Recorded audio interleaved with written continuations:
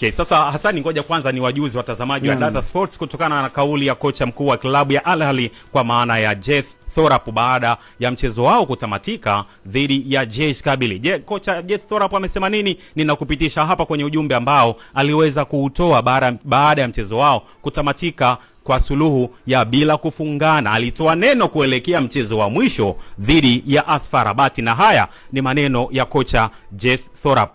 Kocha huyu bwana, baada ya kubananishwa na JS Kabylie kwa suluhu ya bila kufungana, aliweza kuhojiwa na waandishi wa habari, na yeye akaweza kuzungumza maneno haya kuelekea kwenye mchezo wao wa mwisho dhidi ya FAR Rabat. Kocha Thorap anasema kwamba sijaridhishwa na tulivyocheza leo. Ni vile tumefuzu robo, ambacho ndio ilikuwa muhimu kwetu. Jumapili tunacheza dhidi ya AS FAR Rabat na tunatakiwa kuonyesha tupo serious na mashindano. Tunatakiwa kuamua tuongoze kundi na si vinginevyo. Tutalazimisha kushinda na inatakiwa iwe hivyo. Ni lazima tushinde. Hayo ni maneno ya kocha mkuu wa klabu ya Al Ahly Jeth Thorap aliyoyazungumza baada ya kubanwa mbavu na JS Kabylie. Hassan Saddam, ukitazama hii kauli ya kocha wa klabu ya Al Ahly kwa maana ya kocha Jeth Thorap, ni kama vile imeenda kuwapa moyo na kuwatia imani kubwa zaidi mashabiki wa klabu ya Yanga.